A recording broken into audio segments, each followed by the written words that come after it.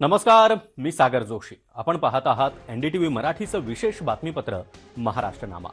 महाराष्ट्र सरकारनं सर्वसामान्यांच्या हितासाठी कोणते निर्णय घेतले, ज्यामुळे राज्याचा चेहरा मोहरा बदलला, याची माहिती आम्ही तुम्हाला या बातमीपत्रात देणार आहोत. सहकार्य आणि समृद्धीची नवी दिशा निश्चित करण्यासाठी विधान भवन इथं मुख्यमंत्री देवेंद्र फडणवीस यांच्या प्रमुख उपस्थितीमध्ये बिमस्टेक यंग प्रोफेशनल्स एक्सचेंज प्रोग्रामच्या पहिल्या आवृत्तीचं शानदार उद्घाटन पार पडलं.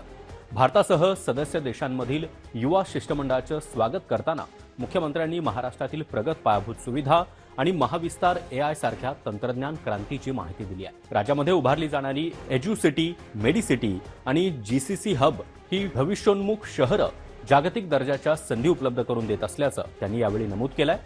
ब्रेन ड्रेनची चिंता सोडून आता सक्षम मानवी संसाधन निर्मितीवर भर देण्याची गरज असून बिमस्टेक देशातील विद्यार्थ्यांनी शिक्षणासाठी महाराष्ट्रात यावं असं आवाहन देखील मुख्यमंत्र्यांनी केलंय.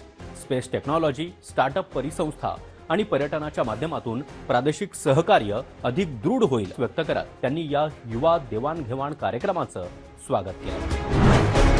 मुंबईत आयोजित 19व्या annual India chemical industry outlook कॉन्फरन्समध्ये मुख्यमंत्री देवेंद्र फडणवीस यांनी केमिकल उद्योगाच्या प्रगतीसाठी महत्त्वपूर्ण घोषणा केल्या.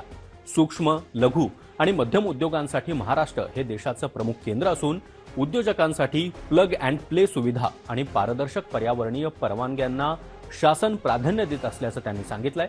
विशेष म्हणजे पुढील 5 वर्षांमध्ये वीज दरामध्ये कोणतीही वाढ न होता उलट दरवर्षी 1.2% कपात केली जाईल, ज्यामुळे एकूण 9% वीज दर कमी होणार आहे. केमिकल इंडस्ट्रीसाठी स्वतंत्र धोरण तयार करण्यासाठी मुख्यमंत्र्यांनी उद्योजकांना निमंत्रित केलं असून ITI सारख्या संस्थांच्या माध्यमातून प्रशिक्षित मनुष्यबळ उपलब्ध करून देण्यावरही भर दिला. उद्योगांना लागणाऱ्या पायाभूत सुविधा आणि सवलती देऊन महाराष्ट्राला या क्षेत्रामध्ये जागतिक स्तरावर नेण्याचा निर्धार त्यांनी यावेळी व्यक्त केला. We have surpassed many big countries now and eventually with our growth rate which we have today, Maharashtra's economy will surpass in next 2 years UAE and Singapore. पायाभूत सुविधा आणि बांधकाम क्षेत्रातील नाविन्यपूर्ण संकल्पनांना व्यासपीठ मिळवून देणाऱ्या आयडिया एक्स्पो 2026 या प्रदर्शनाचं उद्घाटन उपमुख्यमंत्री एकनाथ शिंदे यांच्या हस्ते संपन्न झालं. महाराष्ट्र हे देशाच्या औद्योगिक विकासाचं इंजिन असून राज्याला जागतिक स्तरावर नेण्यासाठी पायाभूत सुविधा आणि गृहनिर्माण क्षेत्रामध्ये विक्रमी कामं सुरू असल्याचं त्यांनी यावेळी नमूद केलंय. राज्याचा नुकताच सादर झालेला अर्थसंकल्प हा केवळ आकड्यांचा खेळ नाही, तो 2047 पर्यंतच्या बिल्डिंग महाराष्ट्र बिल्डिंग इंडिया या दूरदृष्टीचा महत्त्वाचा भाग असल्याचं उपमुख्यमंत्री शिंदे यांनी अधोरेखित केलंय. या प्रदर्शनामुळे बांधकाम क्षेत्रातील आधुनिक तंत्रज्ञानाला आणि गुंतवणुकीला मोठी चालना मिळणार आहे. विधानमंडळामध्ये मुख्यमंत्री देवेंद्र फडणवीस यांच्या अध्यक्षतेखाली झालेल्या पायाभूत सुविधा समितीच्या बैठकीमध्ये नागपूर इथल्या नवीन विधान भवन मुख्य संकुल आणि प्रशासकीय इमारतीचं काम 2028 पर्यंत पूर्ण करण्याचे निर्देश देण्यात आले आहेत. या महत्त्वपूर्ण बैठकीला उपमुख्यमंत्री सुनेत्रा पवार देखील उपस्थित होत्या, ज्यांनी राज्याच्या प्रगतीसाठी महत्त्वाच्या असलेल्या पायाभूत प्रकल्पांच्या प्रगतीचा आढावा घेतला.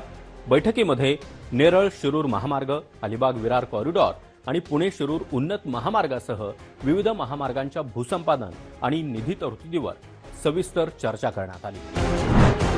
राज्याच्या औद्योगिक प्रगतीला मोठी गती देण्यासाठी मुख्यमंत्री देवेंद्र फडणवीस यांच्या प्रमुख उपस्थितीमध्ये विधान भवन इथं विविध नामवंत कंपन्यांसोबत एकूण 30,800 कोटी रुपयांचे सामंजस्य करार करण्यात आले. या गुंतवणुकीमुळे राज्यामध्ये सुमारे 4,910 थेट रोजगाराच्या संधी निर्माण होणार आहे. यामध्ये चंद्रपूर येथील 20,000 कोटींचा स्टील प्रकल्प, नांदेडचा प्रकल्प आणि नाशिकमधील मेडिकल ऑक्सिजन प्रकल्पाचा देखील समावेश आहे. विशेष म्हणजे टाटा टेक्नॉलॉजीच्या माध्यमातून पुणे, नागपूर, नाशिक आणि छत्रपती संभाजीनगर इथं 6 सेंटर्स ऑफ एक्सलन्स उभारले जाणार असून त्यामुळे एरोस्पेस आणि संरक्षण तंत्रज्ञान क्षेत्रातील महाराष्ट्राची क्षमता अधिक बळकट होणार आहे. उद्योगांना पोषक वातावरण निर्माण करून राज्याला प्रगत उत्पादनाचं जागतिक केंद्र बनवण्यासाठी शासन कटिबद्ध असल्याचं मुख्यमंत्री देवेंद्र फडणवीस यांनी यावेळी अधोरेखित केलं.